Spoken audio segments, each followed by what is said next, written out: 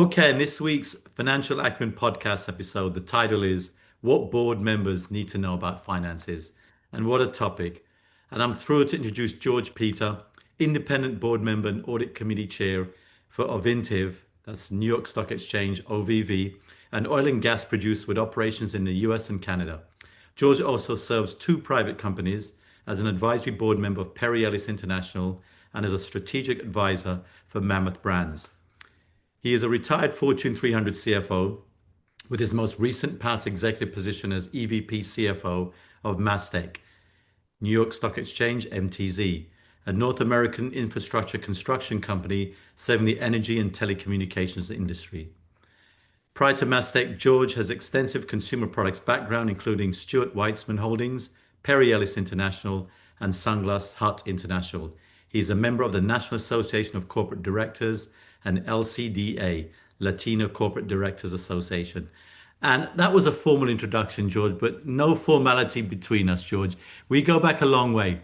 We go back 30 years, and I had the absolute pleasure of working with you, George, at Sunglass Hut. There were some wild times, but we had fun and we accomplished a lot, George. So, Yeah, and I'll chime in on that. I agree. We had a lot of fun at Sunglass Hut. I also want to certainly point out there was a lot of high growth, a lot of international expansion, a lot of changes. It was a pretty wild ride and a great corporate life cycle, by the way, which we could get into at some point if you wanted to. But I do want to point out that I always respected and appreciated the efforts that you made for on behalf of Sunglass Hut, how you carried yourself, the professionalism, the way you did things.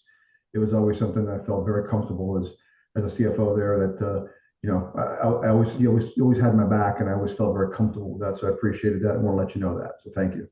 thank you. Likewise, George. Ditto to that, George. I huge respect for you. You created a lovely culture. We had fun even during the wild times. There's a lot to be accomplished, but it was exciting.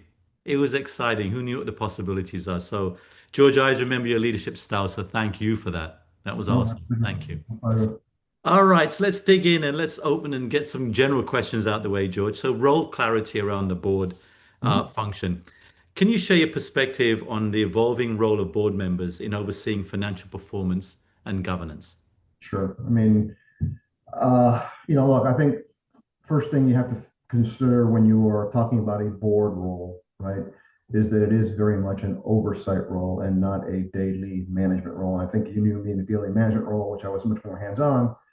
I'm not saying I don't have that interest level, but I certainly respect management's role in and board's role, and which I think is more of an eyes open, hands out kind of a role as a board member in terms of many items. And I throw that out because when I think about financial performance, I mean, we can oversee financial performance, but we really can't dictate it, Yeah. right? I mean, we can only provide suggestions, certainly provide directional input on how a management team thinks it should move forward and operate. But the financial performance is really based on management, right? And as a board member, I don't think you can indicate that you're successful or not successful because of the financial performance of the company. You can add on the fringes, but it's certainly not the item that you're going to drive because management needs to drive it. When it comes to governance, I'd say it's a little bit more hands-on, right? In other words, you have more of a direct role to ensure that proper governance features are in place, right? And with those, while it's certainly more still a hands-off kind of a role, but I think there's more responsibility there as a board member to ensure that proper corporate governance, whether it be the role of the board, the role of internal audit, the role of outside advisors, et cetera, that's more in your control. And I think that's something that hopefully I think as a board member, what I always take away is that the reality is you're only as good as your management team, right? And the management team, you have to have a very good respect and trust in your management team. If you don't, you're probably on the wrong board. Absolutely. George, how has it like evolved? I mean, we can rewind 20 years ago to the days of Sarbanes-Oxley and certain domains about how the role of the board has changed, as well as the financial performance of your business. You're right, we step aside somewhat and we have oversight, but things are very uncertain now. So how has the role of the board changed? How has it evolved? Let's just say over the past 2 decades. Well, I mean, look, I think the role of a board, when you go back 2 decades, right? I interacted with boards on my day-to-day role as a CFO in various different companies. You mentioned Sarbanes-Oxley as an aside. When I was at Perry Ellis, we issued the very first Sarbanes-Oxley compliant audit report in the country Oh, because wow. it was a January 31st year end. So I was playing golf with the audit partner from Deloitte and Touche the other day, and he reminded me of that, which I didn't recognize, but it was not fun. Um, Look, I think a board role, there's a mixture of what you want to bring to assist a company in giving them your thoughts, your history, your experience on how to provide things. That's a very important part of the role. The other part, obviously, I think, unfortunately, has become more and more governance centric, right? And how you protect both the company, yourself, and shareholders in a governance role and in a regulatory role where things are evolving. So there's very much of a duality to that, right? There's certainly the pieces you want to bring to management to help them along with things you think might help, and then there's the other part where you have to be independent and you need to say, okay, well, how do I ensure the proper governance is in place? Again, that's why I go back to needing to have a very healthy relationship and trust with your management team, because they can help you implement many of those things. They have to help you implement those things. If they don't, you're probably dealing with the wrong management team when it's all said and done. Got it. Awesome. Okay. And so, what are the fundamental financial responsibilities that every board member should understand, regardless of their background, George? I think as a board member, you're expected to be proficient in understanding the operations of a company. In order to understand the operations of a company, you have to be able to understand the financial results of a company. Yeah. And there's a different level. There's the QFE, qualified financial expert, which I am, which is someone that needs to be, per the New York Stock Exchange rules, needs to be in the audit committee, you need to have a certain level of experts, which would be a former CFO or a former Big Four partner, et cetera. But the reality is, all the board members I deal with, they all have a pretty good understanding of the operations of a business and consequently how that impacts the financials, right? So we're not necessarily talking about board members needing to understand all the components of GAAP accounting, but I would say that every board member I deal with has a pretty good level of financial acumen in terms of understanding how business operates, how results fluctuate, things can change. And then there's some things on the peripheral maybe that become specific when you have some unique accounting perspective. But outside of that, the board members all really need to have a pretty good, I think, a financial skill set, because otherwise, frankly, they're not probably appropriate board members, right? I mean, again, you can be an operations person, but you need to know how to understand the financial results. You can be a marketing person, but there's a component there where at this level, you really should and are expected to have a financial background, enough financial background to understand how things operate and generate trend, right? And you can certainly add to that with financial expertise here and there, but there's a basic level of financial acumen that I think all board members need to have in any kind of certainly for sure in any kind of a public company. Does that, okay? And so, how would that shift or change? How would the composition of financial acumen amongst board members change between a public and a private company, George? What would your advice, let's say, be to a chairman who's not got financial experts, maybe in a private company, vis-a-vis a public company? How would that change? Well, there's a lot more governance. There's a lot more, regulatory, whether it be SEC or otherwise, involvement that is important to understand as a public company. So I think the governance aspect of financial acumen takes on a greater level of importance. It's still not, hopefully, all of it, but it's a part. It's a bigger part, right? And you're in a private company and you're versed in the industry and you're an operations person or whatever role you want to pick. You're going to know pretty much how the financials generally work, right? And you can add value to that. What I think a lot of boards that are public today are looking for financial experts that not only work the governance side and the expertise from an SEC and understanding how to keep out of harm's way on those things, but also then can add some value, right? So you really want someone that can do a little bit of both, a mixture of both, ideally, in a public company. In a private company, you really don't need as much of the regulatory stuff unless you're planning on going public, right? So you need to bring more of the operational expertise, I think, as a private company. Got it. And a middle of the road scenario, the PE firms the portfolio type companies. George, how would your perspective perhaps change in a PE backed board? Um, Look, a PE-backed board to a certain extent is almost like a public company founder-run board. In other Yep. words, if you're a public company and the founder runs 30%, 40%, 50% of the owns 50% of the equity, there's a certain level of ownership there and deference, if you will, that comes with that as a public company. If you're a public company and the CEO is someone that's been board opponent and they have a small amount of equity and they're earning their equity as a result of your board appointment of the appointment done by the board, it's a little bit of a different feel to a board interaction with the CEO. I think on a private company, when you look about PE back, I've been approached by a number of PE firms that want to add some independent members to their board. But make no doubt, right? If you've got 5 folks on the board, 3 are coming from the PE firm, right? Where rightfully so, the investment's been made and the ownership lies truly, right?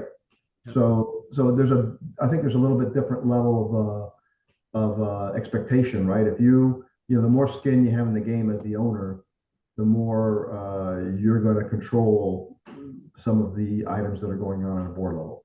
Understand. Okay, awesome.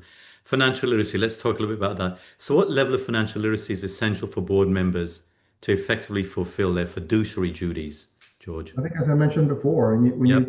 you think about fiduciary duties, right? There's number one, if we're doing, let's say, if you're on a board, public board, and you're doing a merger or acquisition or a divestiture, right?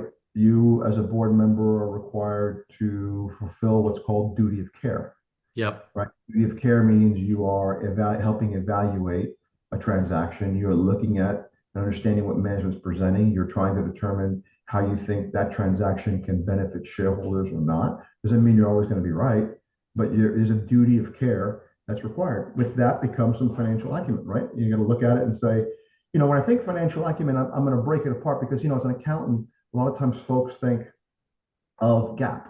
And really, to me, when you think about financial acumen, I'm talking about, the financials and GAAP, but I'm also talking about investor relations or investor terms, right? What's the multiple of this company that we're looking to buy? EBITDA multiple versus enterprise value versus ours, versus the industry, versus the expectation. The financial acumen, let's broaden it out, right? It's not strictly financial acumen relative to accounting terms. It's really about, in my mind, financial acumen about industry, stock market dynamics within the industry you're in. That's very important, right? Because as you're doing your board roles, you need to see where you are, and many times you get presentations to that effect, right? Here's where we rank amongst other guys. Here's what we're looking to try and do to improve our stock performance. That's a very important part. Many times when you think about the traditional accounting role, folks forget about that, and it's not appropriate, right? I mean, as a public company, as a public company CFO, you can't ignore one or the other. You have to be able to be versed in two, as well as being versed in, let's say, treasury matters, right? Financing, capital structure, et cetera. So I think financial acumen covers a lot of ground, right? Accounting, investor, stock market dynamics, and I think even to a certain extent, treasury dynamics. That to a certain extent, as a board member, you have to have a broad-based general understanding of, right? If you're at a board and someone comes to you and says, we're thinking of refinancing our notes, right? Or we're thinking of doing an M&A transaction. Well, that's not really so much of an accounting issue as it is, there's diligence and all those things, but it's really more of an issue of, okay, what's the financing? How can we finance it? What's the rates? What kind of multiple are we paying? What's the street reaction? A lot of those things fall into that, what I call the duty of care, right? So, I think while you don't have to be a financial expert, you do have to be literate in many areas, and those areas are broader than just the financial accounting, right? It's accounting, it's investor and stock market dynamics, and I think to a certain extent some treasury items as well. Absolutely. No, thank you, George. George, a bit of a cold bucket of water time because, in the past I've sat on boards myself, public and private and PE backed. Um, and over time, you hear of boards and the composition of boards of folks who probably shouldn't be on the board. They're mascots and they're there just because it's nice and, they get compensated well. What would be your kind of closing point in this day and age with the unpredictability of business, perhaps even financial performance? the potential whipsaw effect of geopolitics and all the stuff that's going on in our world. What would you say to a person who's thinking of a public board seat, who may not have requisite financial acumen? What would you say to them today? Well, I mean, I guess the first question you'd ask yourself is, what do you bring to the table, Yep. right? If you don't have some kind of financial acumen, are you an industry expert? Are Hmm. you particularly versed in the dynamics of the market Yep. that you're looking at? I think when you're asked to go on a board, the first thing in my mind is in my mind, I have a sense of what I think I bring to the table, right? Yep. I have a sense of my skill set and what's not my skill set. So I think I know what I can generally bring, both financial, strategic, and otherwise. But the real question is, okay, what is the board looking for, right? And do you fit that bill, right? So, that's certainly one major question you would ask yourself, right? Because if you don't have any kind of financial acumen, I think it would be unusual, right? If you bring that much industry expertise, or there's some other reason why you're being asked to be on a board, you're going to have some level of financial acumen. You can polish that up some if you need to, but what are you bringing to the table is, I think, the most important thing I would tell someone. And then if you understand that, I think the next thing before you jump on any board, the most important thing is to get a good handle on the culture of board in dynamics, and also dynamics with management, right? Because the reality is, as a board member, you're meeting 4, 5, 6 times a year. You're not having daily interactions with management, or even with other board members. You want to be in a place where you're comfortable with what your role could be in the room, and you're comfortable that what you think you bring to the room, you can discuss it, right? So I think those are, to me, new board member. That's key, right? What do you bring? What's your skill set? Do you bring it? Okay, then you make sure that folks understand what it is that you are bringing, and then what are the folks you're dealing with, right? How comfortable are you with both management and the board? That's a critical dynamic, probably the most important. Awesome. That's awesome, George. Let's point our viewers and audience in the right direction. How can board members without a financial background quickly get up to speed on key financial principles? I mean, you'd look at it and you'd say there's certainly training sessions you can take from the Big Four, right? I would say to you that, again, I'm looking at financial acumen as being described as a combination of accounting and your financial statements, investor reactions and investor expectations, and then, let's say, treasury, maybe probably a distant third, but treasury is certainly a third wheel there. You read the financial statements of the company, right? You should be able to go through that and make sure you understand what's there. If need be, if you're coming onto a board, you would certainly schedule time with management, or the accounting team, or the CFO of that team, to ask questions about what you don't understand, right? So I think it's on you as a new board member to get up to speed on the company, right? So I'd say that's number one. If you're not going to be requested as a board member to become an expert in some technical accounting issue. You're probably not. I mean, I am now at this point well versed, but I'm on the board of an oil and gas company. And when I first joined, I did not really understand how oil and gas reserves accounting worked, Mhm. right? And so, I learned that over time, right? I got immersed. I had meetings with folks. I got a sense of what's what, how is it done, what's the issue. So you have to have a duty, or an intellect of curiosity, if you will, to ask those questions. And then I would say, if you need to get more versed on the investor stuff, a good place is to go to your CFO, your investor relations person, and ask them to put you on distribution lists for key analysts, because the analysts are always putting out notes, and those notes give you a better industry background. They talk about what terms are, what the multiples look like in different areas, what's driving those multiples. Just by getting a sense of those, that would help you there for sure, right? I think in that perspective, those are probably the two main ones, right? That I would throw out. I love that. Thank you, George. Awesome. Let's move to audit governance and oversight. So, audit committee responsibilities. What are the key roles and responsibilities of an audit committee within a board structure? Well, I think the way I think about an audit committee is, an audit committee is great until it's not. Right? That's just the way it works. It's great until it's not. And I've been a CFO where it's not. Luckily, as a board member, it's been pretty good so far. But the reality is you are, as an audit committee, um, you are in charge with ensuring that there is an independent process occurring from both internal audit and the external auditors to evaluate both the systems and controls of the company as well as the financial results. And you need to be that arm that helps ensure that happens. What I mean by that, I mean, listen, in many cases, right, there's other responsibilities. I'll throw cyber in. Cyber typically, in my case, falls under an audit committee as well. So I do the same thing on cyber. But, the role here needs to be that you are managing oversight of the audit and reporting, and in case of cyber, the cyber protection process, seeing that that's in place, that there is an active role in place, and trying to ensure that you are getting independent points of view on that. So as an audit committee, it's important that you meet independently with your external auditors. As an audit committee, I do this as an audit committee chair, I do that both pre my audit meetings, and then I do it again during my audit meetings with the rest of the audit committee. As an audit committee member or chair, it's important that you meet independently with your internal audit staff. And those can be pretty perfunctory, but I always open them up and say, we've gone through X, Y, Z. I'd like to discuss with you. Is there anything else you want to bring to the table? Anything you want to talk to an audit committee or myself outside of the role of the scope of or the vision of management or any other direct participants that you want to bring to our attention that we should be aware of?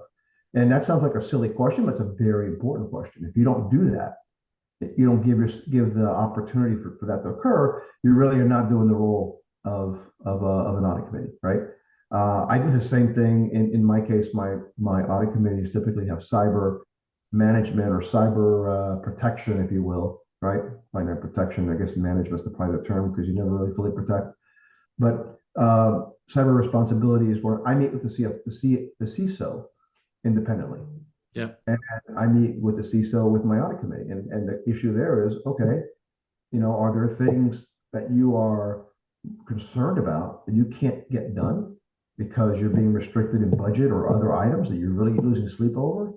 Is there something you want to bring to our attention? There's never a perfect answer on cyber protections because you could always do more.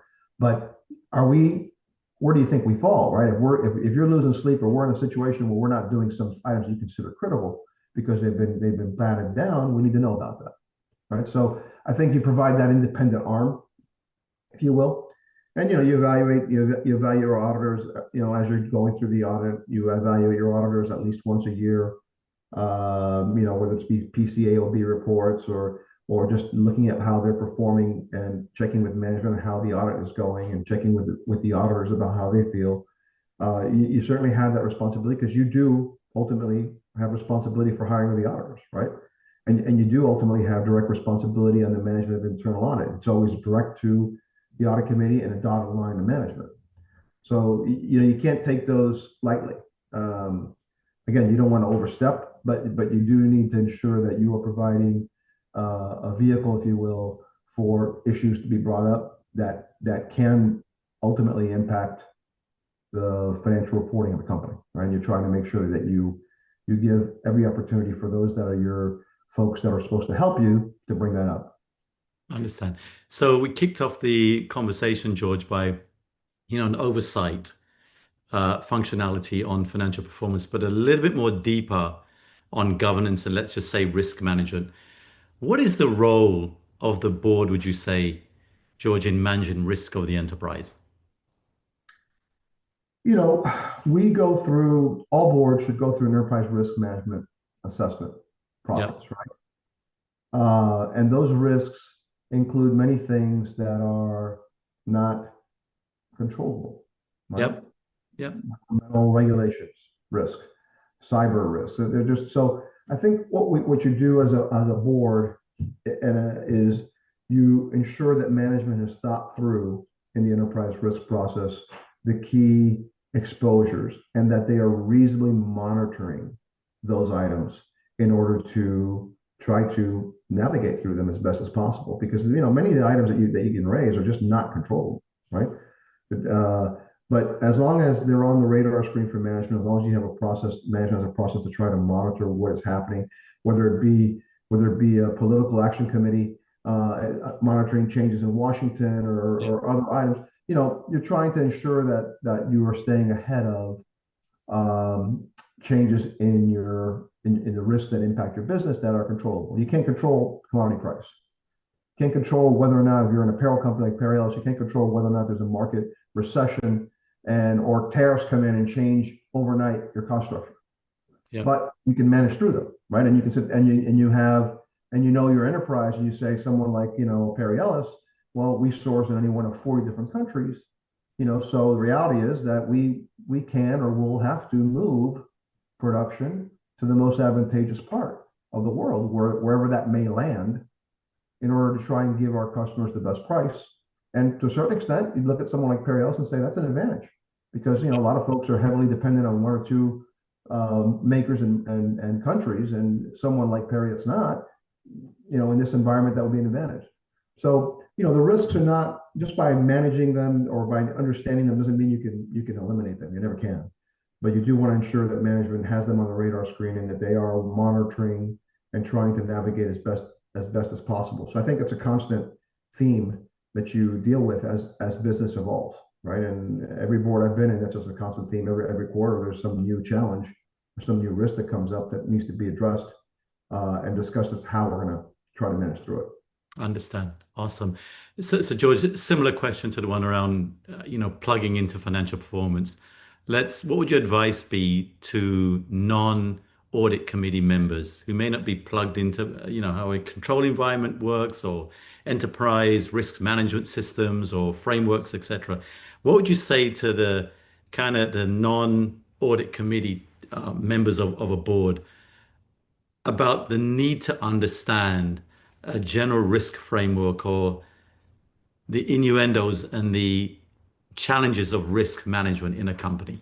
Well, risk management is typically a full board um, action or Yes. oversight role. So enterprise Yep. risk is typically done by the entire board. Yep. That's different than, let's say, controls, right? Controls or that sort of thing. They're really, the rest of the board members are really relying on you and the audit committee to inform Yep. them of issues that come up right from your committee, right? But enterprise risk management and general risk to the business, whether you're a financial person or not, Yes. if you're a legal person, that happens to be on the board, you're going to understand financial a little bit, but you're going to know what the legal and governmental risks are, right? So that to me has always been a full board responsibility, right? Whether it be the impact of AI or you could pick 1,000 different things that are developing. That is Yeah. a full board responsibility. Other things that are specific to a committee, that the board typically relies on the committee to give them a report. One thing that I've seen that I at first did not like, but now I've grown to like, is that one of my boards, we have a process where we have committee meetings back to back on a certain morning, so that if you have the ability to sit in on every single committee meeting, and obviously if I'm sitting in on a safety meeting, I am not trying to dominate the conversation, right? And certainly don't, but it's very helpful for me to sit in on safety or comp and listen to what's going on more so than getting an oversight report after the fact by the committee chair. So I've learned to appreciate that because you're certainly learning much more about the nuances of what's happening in the committee, and you do it all in the course of one morning, right? So audits 8 to 9 and 9 to 10. So you might take the morning to do it, but it does give everyone on the board, I think, a much clearer view of what are the key items that are happening on each committee's responsibilities, and it's something I've learned to appreciate. Got it. Got it. Okay. What are some of the common mistakes boards make in audit governance, and how can these be avoided, George? Well, I think, as I mentioned before, that I would say from an audit governance perspective, the common mistake, I'm not sure how common it is, I would hope it's not, would be not providing the independent oversight that's necessary to the financial advisors of the company, right? And that could entail, obviously audit work, internal audit work, controls. It could entail transactions. When should we or should we not be doing a fairness opinion on a transaction? When should we be discussing a procedure with, when should we be doing that versus letting management tell us about an acquisition or a divestiture? That's a question, right? And I found that when I'm faced with that sort of thing, I think it's helpful to have a little bit of a playbook, right? On items. So I know I have an audit committee checklist, and in my checklist, I meet with the audit partner once a quarter. I meet with the internal audit group separately once a quarter. I meet with them separately more than once a quarter at the end of the year with just the entire group. So I have a checklist that tells me to do those things. If there's a transaction that we have or a legal issue that's particularly concerning, I try to run through a roadmap of items to determine whether or not we should be, as a board, having any independent presentation on that exposure, right? So, for example, if we're doing a transaction, getting a fairness opinion is from an investment bank. That's not necessarily only an audit committee role. It's probably more of a board role, but it's something that people would come to you and say, well, should we get one? And as a board member, it'd be a common mistake to say, well, I like this transaction. No, I don't think we should get one. Versus saying, well, wait a minute, let's discuss, because the issue as a public board, which is different than a private board, is if you get into a situation with a shareholder issue on something, they're going to look at the previous 4 or 5 transactions and say, why did you do one here and not here?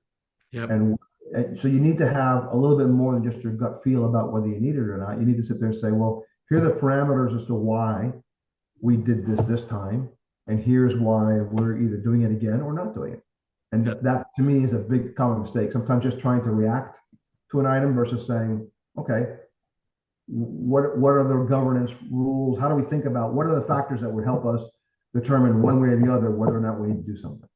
That to me is an important part of being a board member, more so than being day-to-day management where you can make a decision. This is where you sit there and say, okay, well, as a board, are we being consistent? And if we're being consistent and we're following the general set of rules, I think things tend to be okay, right? Awesome. Awesome. Let's put on your financial expertise and audit expertise here, George, and let's talk a little about red flags. So, what financial red flags should board members watch for in audit reports or financial statements? Sure. I think look, if you've got a number of proposed or past adjustments, Yep. you want to be paying attention. If you've Yes. got a number of significant deficiencies or a number of control deficiencies that are recurring, you want to be paying attention. You need to, I think those are typically, right, the areas that you want to understand whether or not there is something more systemically wrong or concerning in the process. And I think as an audit committee member, you definitely want to pay attention to that. I pay particular attention to control deficiencies, whether they be significant or not, in terms of the area and in terms of the recurring nature of them, right? So if I've got recurring nature of deficiencies in IT, I'm more concerned, about how that translates into other risks for the company. So I think those are your early warning signs, right? If you're seeing a number of adjustments or past adjustments because of materiality, or you see a number of control issues that are coming up, whether it be the internal audit group and or the independent auditors, those are your signs that say how do you dive in a little bit. And I've done that on my board role before, again, where you might see some recurring issues in IT, then you say, okay, well, all right, we're through that now, but I'm going back and I want to make sure we talk to IT to ensure that we take care of these. We don't want these back. We want these control items resolved. So I try to address them from that perspective, right?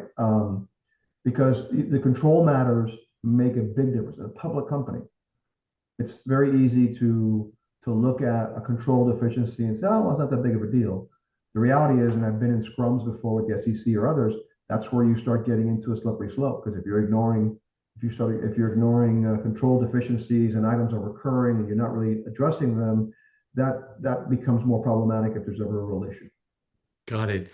George, let's get a bit to financial statements 101. So picture, a board, they got the financials, the key financial statements, they got a calculator. Let's just give some insight about, the top 3 to 5 things they should look at. Even with a little calculator says, like, I look at my P&L, look at my balance sheet, look at my cash flow, and there's things which potentially could be red flags in terms of the financial performance. What would a kind of non-financial board member look for? A hard question to answer, right? Okay. Because it varies so much based on the industry and the company itself. Yep. But I would say typically one of the concerning items would be if your cash flow is significantly lagging your P&L. Yep. So that becomes, generally speaking, a bit of a red flag, right? Yep. In terms of what that might mean. Why is that happening? You're building that much more inventory. You're building that much more receivables. Are the receivables correct? Are they collectible? That to me is typically a red flag that you would look at. If you get a big difference between your cash flow performance, I'm not just saying 1 year, it can't be 1 year, but if you're constantly building uh, a bigger balance sheet and your cash flow from operations has not come anywhere close to your P&L, that could be a harbinger of something bad being buried in your balance sheet. Love that. Love that. Good enough, George. Thank you. So, how should boards respond if irregularities or concerns arise during an audit? Well, that's when the audit committee is not so great, right? I mean, the reality is you have to assess what issues come up, whether it be from a whistleblower, whether it be if it's an irregularity that the auditors have found. Your job at that point is to provide direct oversight. And I've seen many boards where there's folks that meet every day for 6 months. There's a phone call every day on an audit committee for 6 months, working with independent advisors to understand what happened in an investigation during something that was either irregularity or fraud or an item that's come up. And your job at that point becomes to manage the responsibilities of the proper reporting and to ensure that shareholder interests are taken care of. And it's not always fun. And that's when boards, the audit committees they're not so great, right? Because I think anybody that's been on an audit committee would likely be able to, well, most folks would be able to talk about horror stories where they have an investigation or something came up and they hired counsel and they hired independent accountants and they hired folks and they're literally on calls every day. And you're trying to resolve those issues. And I think the most important thing in that is selecting the right advisors, right? I mean, I've seen that as a sitting CFO as well as, I think more as a sitting CFO, right? But selecting the right advisors is crucial towards being able to manage an investigation, because many cases, the folks that are managing an investigation are more worried about their reputation than they are the actual truth of what's coming out. And you gotta balance that. Yep. Balance that. Absolutely. Absolutely. All right. Last question on the risk assessment, kind of risk management category here. What are the top financial risks boards should prioritize in today's business environment? Um, Again, that's a tougher question to answer from the standpoint that it's industry specific Yep. and company specific, right? Typically, again, if you're looking at financial risks, you're going to have enterprise risk assessment that should give you a sense of the broader risk, um, the broader risks that are impacting your company, right? Yep. So if you're a commodity business, your financial risks are going to be much more dependent on commodity price. If you're a apparel business, your business is probably much more dependent on the actual sell through and whether or not your input costs are dramatically changing because of tariffs. Yep. So it varies. But I would say, generally speaking, one of the things that you want to manage from a board perspective or understand is the company's debt load and how they're managing their cash to provide service for that, because that could get you in trouble. So the capital structure of a company, what's the right capital structure? I think is a key item to ensure that as a board member you're focused on, because whether that means levering up for an M&A transaction or how you're going to delever by selling some assets or whatever the case may be, that capital structure is really a precursor to being able to operate, right? So if you're over levered and you can't fix your capital structure and all your money is going towards debt or to repayment or interest, you're going to have less money to operate or less money to grow or less money to expand. So I think understanding the capital structure is probably one of the keyer items, because a lot of the other risks in general are, again, they're really management driven, right? Whether it be commodity price or other items that are specific, you're trying to manage through them. and give yourself flexibility, but management's got to do that day to day. Having as a board a good understanding of the capital structure and how your capital, when your capital is due and what you think should be happening, I think is a key board responsibility. Love that. Well done on that one, George. You've been very consistent about cash is king on this stuff, and even with your prior answer about, profits don't necessarily equal cash, and understanding how that model works is critically important, and that translates also to the capital structure. Nicely done there, George. Thank you. Let's talk about living in a world of unpredictability now, and let's talk about scenario planning. How should boards approach scenario planning for financial risks in volatile economic conditions? Well, most folks think the future's so bright that they got to wear shades. Exactly. Did you get that? Okay, that's reference number one. I love that. Yep.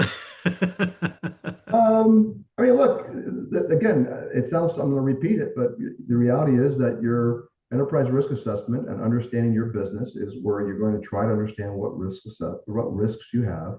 If you have a good understanding of your capital structure, if you have a good understanding of your financial status, you'll be able to try to deal with financial risk. I don't know when you think about a financial risk, a rising interest rate environment, is that a financial risk? Certainly.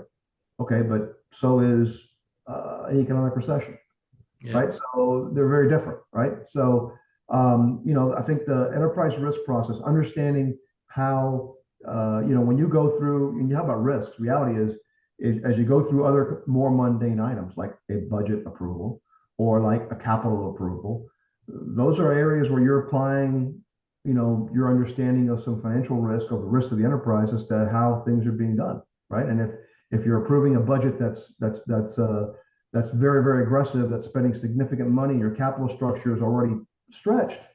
If you're doing that, you're doing that with your eyes open going into it, right? So I think when you look at your board oversight, which again is not running a day-to-day enterprise, when you look at your board oversight, whether it be on certain macro items, right, in terms of approval of the direction of the budget or direction of CapEx or other items, or direction of how we're going to manage capital, that's where you, I think, enterprise or include the risk assessment that you've done in your thought process, and then as well as any other inputs you have, right? My guess is interest rates are going to drop. Okay. So management comes to me and tells me they want to refinance a fixed rate loan today. Part of me would say, okay, what's the cost? Because just think about this, it might drop. I think it's likely to drop here in the next 6 months. So maybe we won't get the exact time perfect, but how have you thought of that? What do you think about that aspect? If it drops 50, 75 basis points in the next year, is it still worth doing something now? That's the kind of question you got to ask, right? Absolutely. George, there's always a tug and pull around how far do you go out in terms of projections and forecasts and all that kind of. What's your perspective? Given a world where, in our day, George, the 5-year plan was pretty typical. All right. And then you'd kind of work your way back to an annual budget and so forth, and maybe rolling forecasts, etc. But actually going out and the value and use of a time horizon of 5 years or maybe even 3 years. What would you say to that? What's the value nowadays? Does that still have a valuable place in the Yeah, kind of. I think it does, but it's less about the numbers Yep, and more about the strategy. I think strategic sessions are very important. yep, What do we want to be when we grow up, right? Where do we yep, want to be in 24, 36 months? We do X today. Do we want to yes, do X and Y? Do we want to combine operations and go and get out of certain markets? Do we want to get into new product lines? Are there peripheral lines that we want to get into? That's where I think it's important, right? Having a strategic plan that says, look, we're here, but we think we want to go here, here, here. That's to me is the most important thing. Whether there's numbers to it or not, that's less important, because if you looked at it and said, I'm in business X and I want to grow in business Y, but I'm going to need X amount of capital to do it, then you're looking at your capital structure and understanding how we think we can fund that and how do we get there. So to me, the strategic plan is not about a 5-year view that has to say, revenue is going to go from 12.2 billion to 16.6, but it is critically important that as a board, you go through strategic planning with management. They present, hey, here's where we think we want to be. We want to consolidate. When you go back to Sunglass Hut, what were we? We were a huge roll-up play, right? yep, yep, And that was very structured. It was a Yes. structure. It didn't feel like it at the time, but very structured in terms of we're going to take on, buy all the mom and pops that we can. We're going to take over department stores and take on that market share, and then we're going to go international, right? Yes. And all that was very great. All that worked very well for a while, and then it didn't work so great. But I had a board member at one point say, and it was one of the most insightful things I had. I think I was 30 years old at the time, 27 years old, maybe 30. But he said, "Okay, that's great. You're really rolling up. Everything's wonderful. I've never seen a company get this big and not have a significant private label presence." Wow. And I was like, "Wow, that's really insightful." Like, just, I was young, but it was like, wow, that really hit me. And he's like, "That's a great point." And ultimately, the inability of Sunglass Hut to create a private label product that had significant scale led to the ultimate sale to the product. That's really what happened. All Yeah. said. Yeah, yeah, no, awesome. I love your point about, the conversation around strategy. The planning process is a means to have the right debate and conversation and right level of balance wrestling, 100% on that one, George. So back to the question about, we step back a little bit, we can have oversight around financial performance, but we're not in the trenches, so to speak. We go a little bit deeper in terms of risk management. Let's talk about strategy though. What's the board's role as regards setting a company strategy?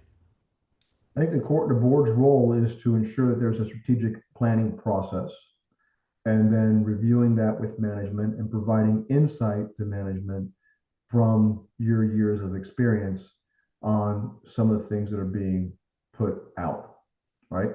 Your role is not to be the leader of the strategic plan, but you are in a situation where you should be advising on thoughts about that plan, and then also being able to put together one and one to figure out that strategic plan leads to some need going forward on capital or personnel or other things, right? So again, you can't overstate that as a board member, the role, and this is much more in a public company, right? Maybe you could, in a private company, in a PE back, they might want more direct involvement where you're involved in creating a strategy, right? In a PE back, possibly, right?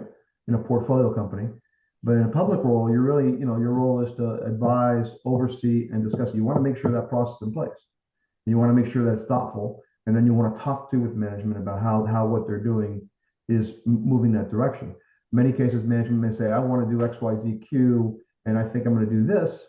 And as the board may come back and say, "That's great, you know what, but you don't have the people to do that. And, we're not sure that, person A here is the right person to bring you to that level from what we've seen." Now you got to make that decision. You got to make that assessment. From our assessment, though, that's concerning, right? Yep. Because I don't know that it's there. So why don't you think about that and come back to us and let us know. You make your assessment and tell us what you think, right? That's more the role, right? It's not to sit there and say, you have to do this, you have to do that, but you're providing oversight and views on what might be the right approach based on your skill set, your history, and your sounding board for management on that going forward.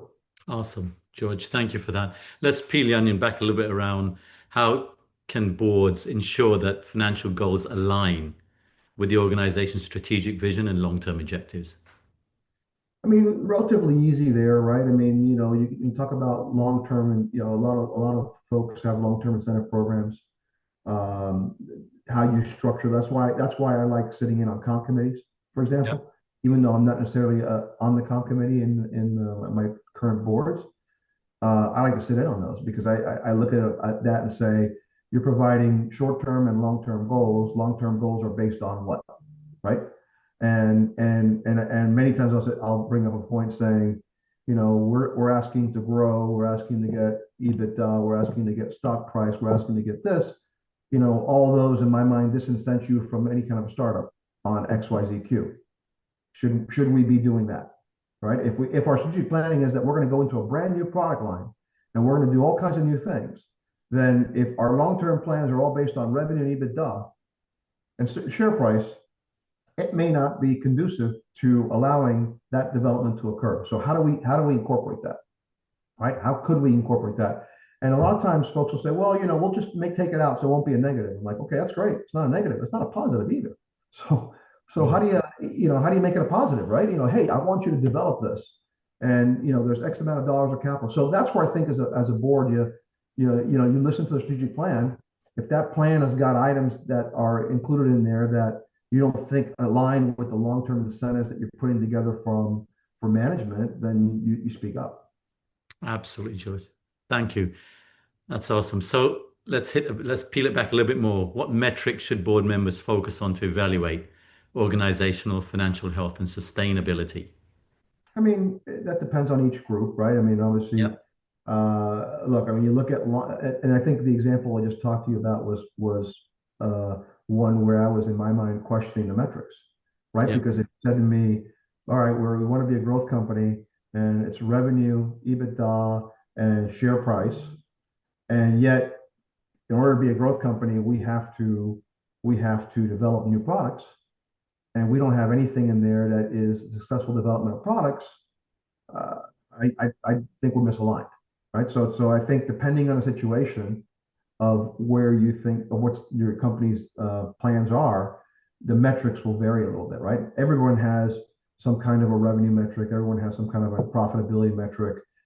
You could throw cash flow in there if you wanted to. So it depends on what the business, how the business operations are reacting and where there's the need for some push, right? It's one of the things always as a CFO that I did was, especially at Mostec, right? Because Mostec was just so big and have so many operations, so many different places that you couldn't stick your finger in every hole in every dike, but you Yeah. had to pick.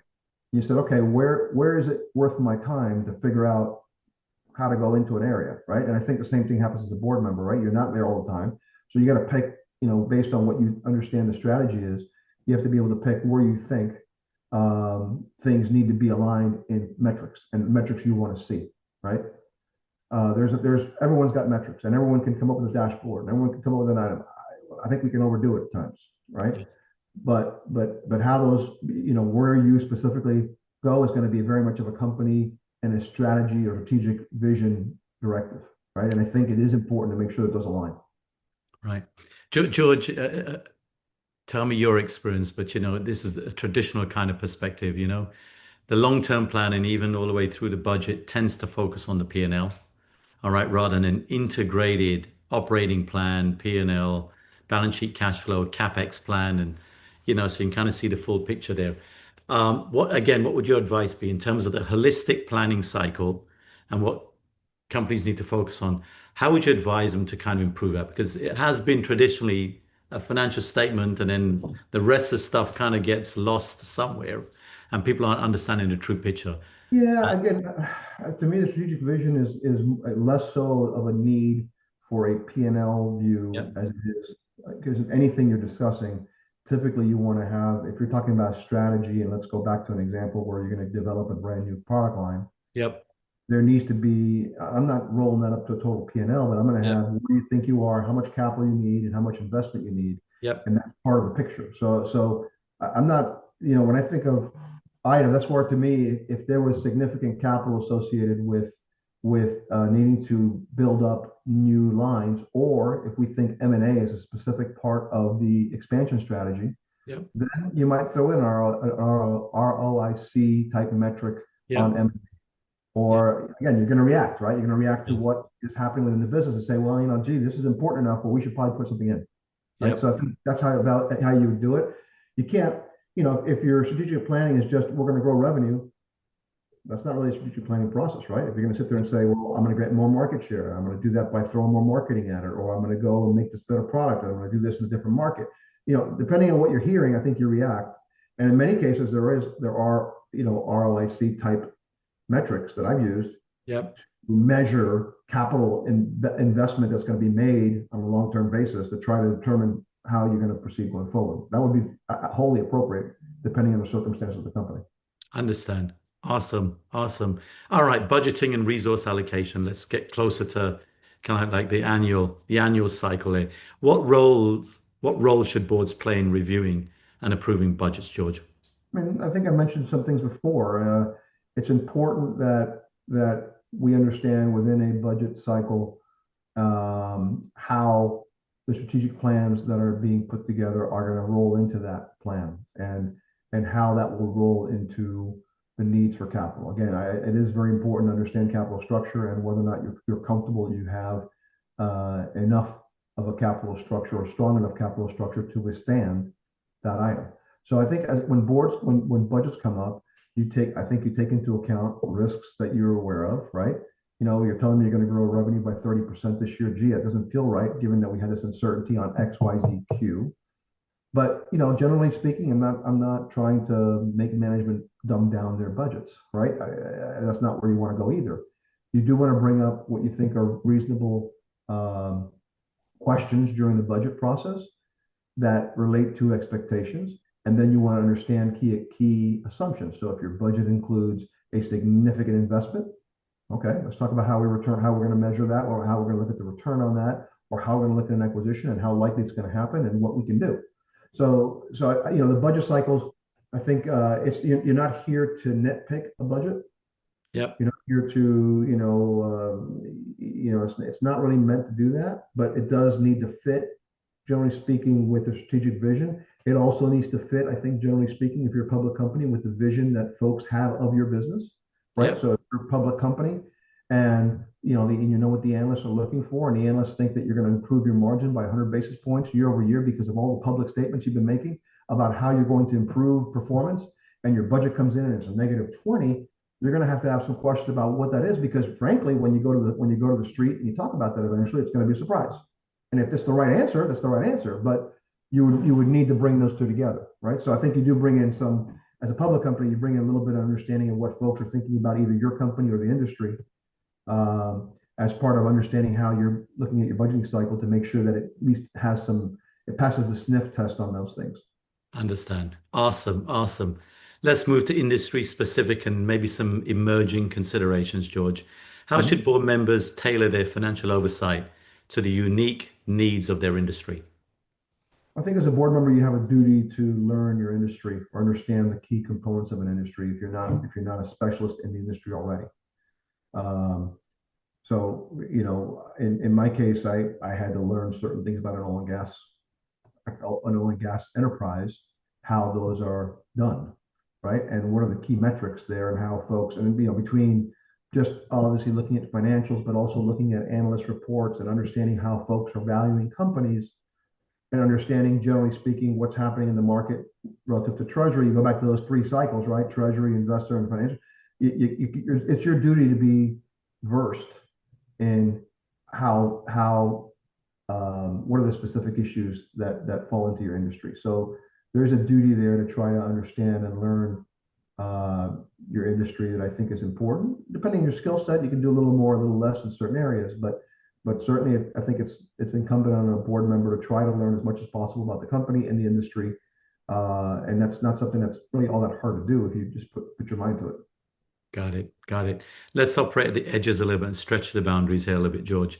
What industry-specific financial risks might board members overlook? Again, depending on the industry, it's different risks, right? Yeah.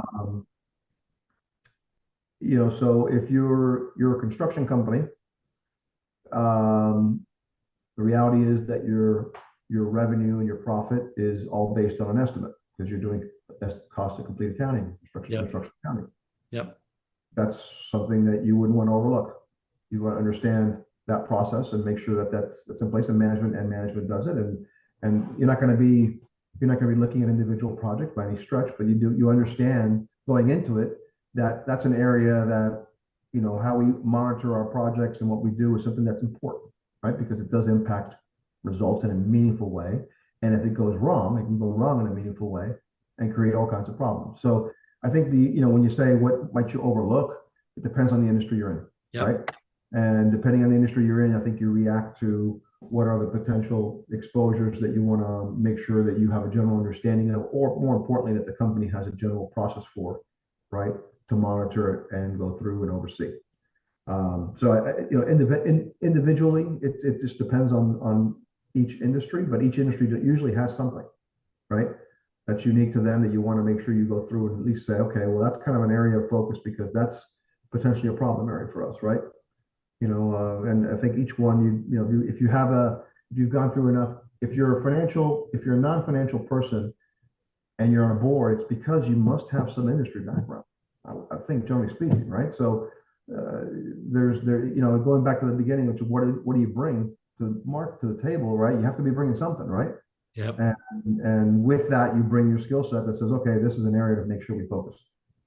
How should boards prepare for emerging challenges, George? ESG, social or governance, when we're talking about reporting requirements and maybe sustainability initiatives?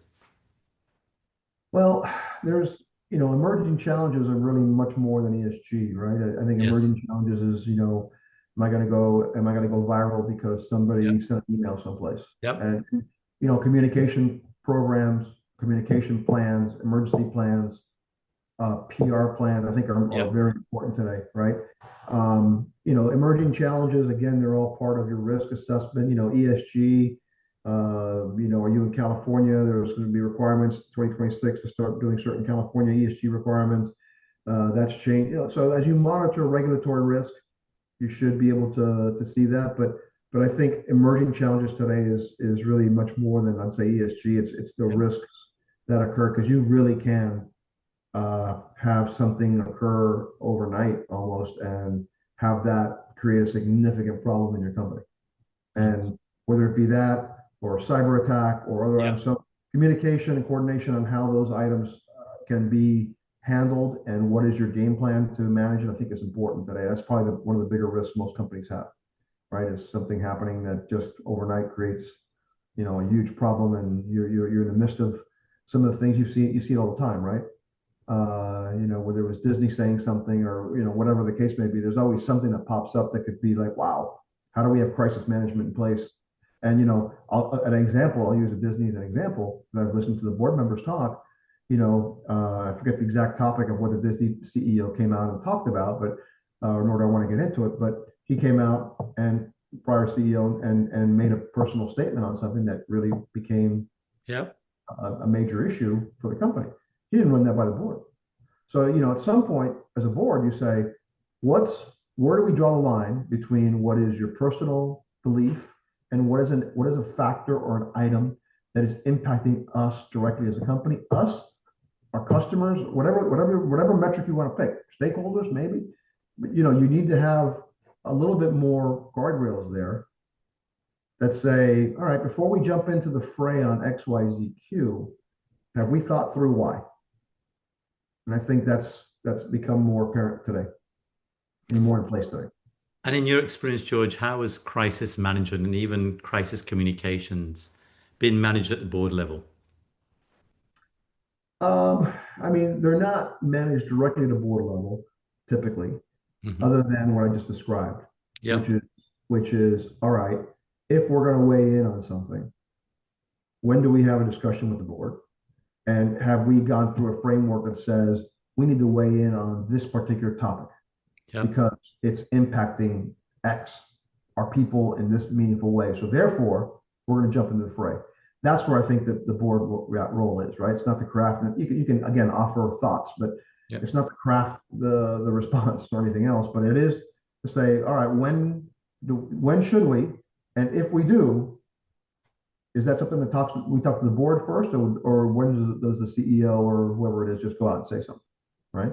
That to me is the board role, right? Is having that governance framework about when a company should go out and comment on something that may or may not directly impact their operations, may become a viral, differentiation point, if you will, right?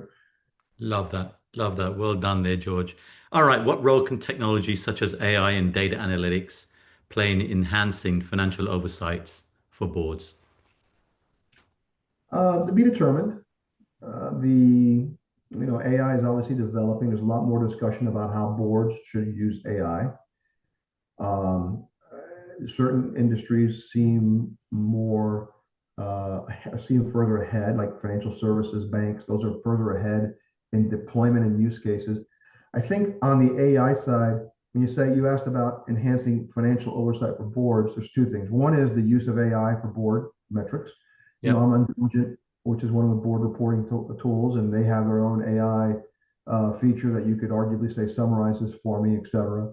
I worry about some of those until I know more about where that data that is company specific stays, right? One of the big things we do in some of my boards is to try to ensure that as we use AI tools, we're using enterprise versions of chat or enterprise versions of large language models that are company specific, where you Yep. put information in, but your information is not out in the general public, right? So when I think about cyber and AI, that to me is a key role, is making sure that we have put the guardrails in place so that any AI learning that's done is done at an enterprise level where you're trying to limit the loss of data or the theft of data going out, right? Never used to worry about that. You would worry more about cyber and folks getting in your systems. Now it's like, well, how much can we lose? Yep. So framework on how boards use data analytics AI, sure, it could help, right? Go in and give me a benchmark of this company versus that company and show me this. It could make your board review quicker, better. You got to make sure that if you do that's something that is, again, protected in a safe space, if you will. And I think the broader role of AI is a bigger question, right? And I think many folks are struggling as it develops with what's the framework that a company is going to utilize for AI development. Okay, and what I mean by that is, okay, is there a group that approves AI projects? Are the AI tools enterprise version that are protecting data? Who approves this? How much are we spending? There's a metric there or a framework there that as a board you want to try to develop with management to say, okay, here's the framework you guys are doing to manage your AI. And now that you've done that, okay, what oversight do we provide as a board? Yep. Right. Yep. And that's developing in many places, right? But I think that's kind of where it's going to go, right? Is what's the framework? Does anybody get AI and anybody create a large language model across the company, across any version? Are they getting any individual tools that they want, or are you controlling it? And if you're controlling it, how are you, and then making sure you're getting it done on an enterprise basis? A lot to come there, I think, obviously, right? It's just starting. In many cases, again, some industries are much further ahead. But everything I hear tells me it's going to be, more transformative than the actual creation of the internet. Got it. Got it. Awesome. All right. Last tenth of a mile now. George, best practices. What practical advice would you have for board members looking to strengthen their financial oversight skills? Um, we've talked about some of them already. I think, if you need to have a good reading and a good process to go through the financial reports of the company that you're on the board with. You certainly can schedule time with that financial function, the CFO, the controller, to understand or to make sure you understand components. If there's Yep. specific areas you want to have some more detail on, it's a good, I call that kind of an onboarding in my mind, right? Is doing that as you're going through the components, learning enough about a company's financials where you kind of have a sense of how things work. You don't have to know how every number comes together, but you have to know enough about how things are prepared or put together to know what it is as a board member you have interest in, right? As a board member, are you particularly interested in lease accounting and grossing up your balance sheet? Probably not, right? If there's a control issue that comes up, maybe we come up with it. But I mean, it's a gross up of the balance sheet, and I don't think it has great meaning. So I'm not going to sit there and say, go learn that. Who cares, right? But there are components that you want to make sure you understand. And then, as I mentioned earlier, I think it's important if you really want to get a sense. It's good to get information, get tied into some of the key analysts that are following your company, and understand what they're saying about the company and the industry, because that'll give you a much better perspective. Got it. Okay. Are there any tools or resources you recommend for staying informed about financial governance trends? I typically try to. I think what I would say is, as a board member, it's incumbent upon yourself to stay current, um, with whether it be industry stuff or regulatory stuff or financial stuff. There's plenty of board level resources that are out there, whether it be the NACD, whether it be the big four accounting firms, and they have different training sessions. I just came back from an AI training session in New York from PwC last week. Right, it was great. They had actually Amazon Web Services, which was probably interesting timing, um, given their outage the other day. But they ran a great AI simulation, right, and went through a bunch of components. So there's always there's learnings there, and there's courses you can take online and or other, and you can do the same thing, whether it be with all the different accounting firms in terms of their changes. But I think if you get on the right lists of public accounting firms, legal firms. I asked in my boards, I've asked the general counsel to put me on distribution lists for the major law firms. And they put out something about investigations, or they put out something. A lot of times it may be too technical legalese, but in some cases you look at those, say, that's an interesting seminar. I want a webinar. I want to go in and take a look at it and listen to what they're saying, right, about why this is important or why this isn't important. So I think those are tools that you need to assess or take advantage of, because it's very easy as a board member not to do any of that. Just show up to a meeting and read the book, and that's not really where you're going to add much value. Absolutely. And George, I always remember our time together. You always were a very curious cat.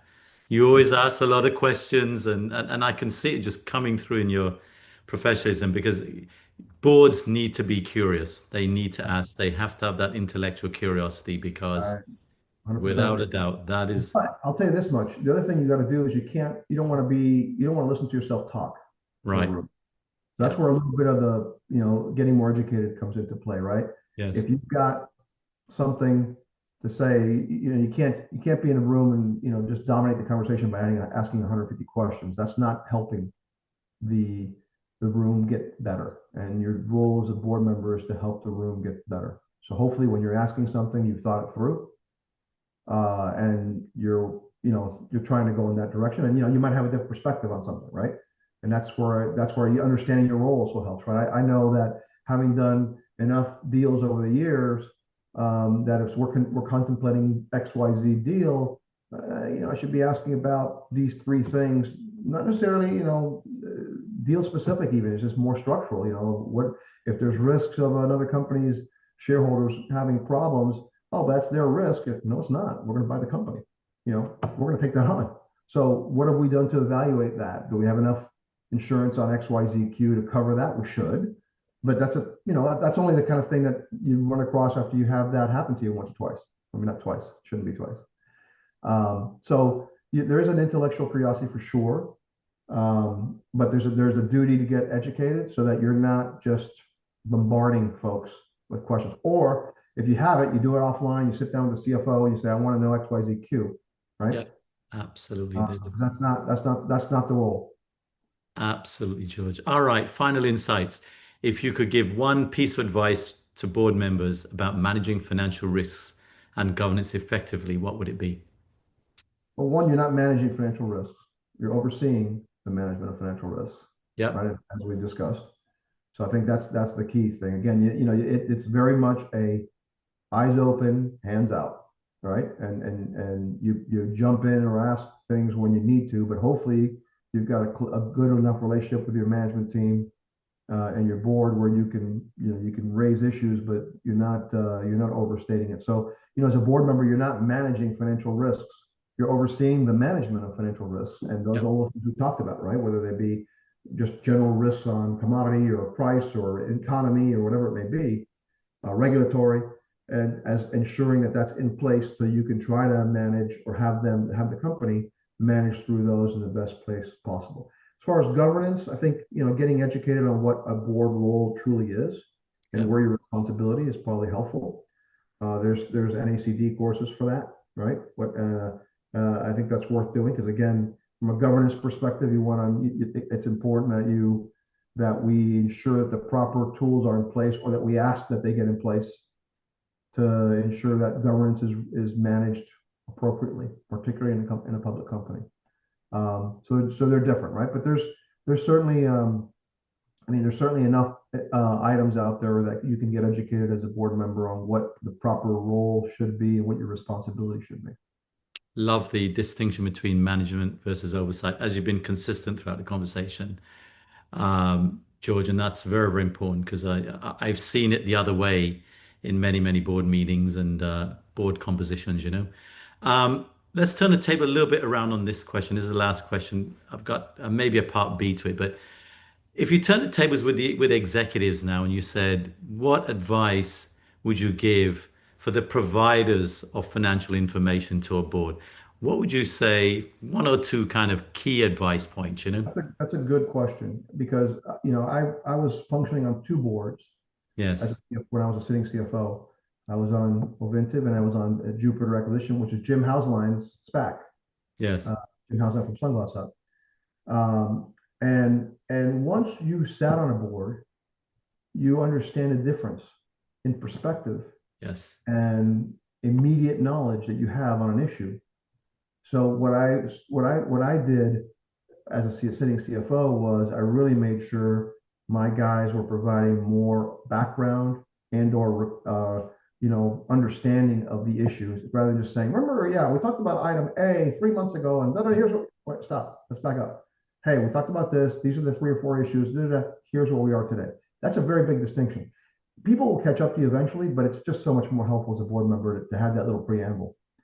Um, so I think that's very important, right? And one of the things I counsel today on my boards is I have pre-meetings with the audit committee, for example, and I always sit them through. I go, well, stop. Okay, what was this issue again? Explain this issue to everybody before you just jump into here's the update, yes. because and that's something that is as when you're managing, it's the difference between being in an issue and managing day-to-day operations on something versus doing it 5, 6, 7 times a year. Very, very, very big distinction, and something that you really pick up much more after you have been sitting on a board and you're an operating CFO. You get that very clearly. It's very, very clear. Absolutely. George, we've similarly, you mentioned 30 years ago, the golden nugget question one of the board members came up with, where the board member probably zoomed out, wasn't involved in the mud, and saw with clarity the situation to ask a question like that. And this is the very last question, George. I've seen those occasionally in my 4 decades of doing this, and they can change. The most powerful, maybe open-ended questions can change a trajectory of thinking in the company sometimes. It could be that powerful. Again, encouraging board members to zoom out of all the noise and come up with those very, very insightful, very powerful, deep questions. What would your advice be to boards to kind of try to build that muscle rather than getting involved in the minutia? Sometimes zoom out, see things as they are, and ask those questions because again, those are probably the most powerful moments. You remember those from 30 years ago, George. You know? Look, I think having industry background and knowledge Yes. is a key part of that. Yes. And I really don't think very many board members dive into extensive amounts of detail and get lost in the minutia. Yeah. They might react only to what they're seeing. Yeah. That's different. But no one's diving into tons of minutia. Yeah, I've had conversations with folks on my board where you're like, look, we're not here to re-audit Yes. audited numbers, right? We're here to, that's not really our role. Yes. Our role should be to ask something about, directional question, but we're not here to try and re-audit numbers. Yep. So you can't. It's hard as a board member to get lost in minutia. It is easier as a board member to just sit there and read the documents and just okay, that's what's going on. Yeah. Just saying, all right, what's happening industry wide? What's happening here? What's happening there? Wow, why aren't we thinking about this? Yeah. Right. That's where you want to be able to add some value or try to add some value. And you're right, it doesn't happen all the time. It happens occasionally, right? Because it's not every single time.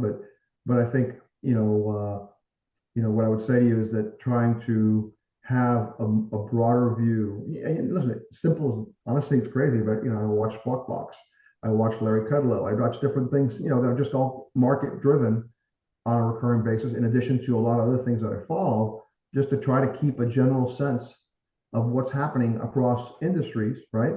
And you go from there, right? So if you're on a board, it's because you have some skill set, and hopefully you can bring that skill set when things are happening, for the greater good, right, of the company. And a lot of times those questions should come up during strategy sessions, honestly. Absolutely. George, this has been, I was so thrilled coming into this. And, Not more.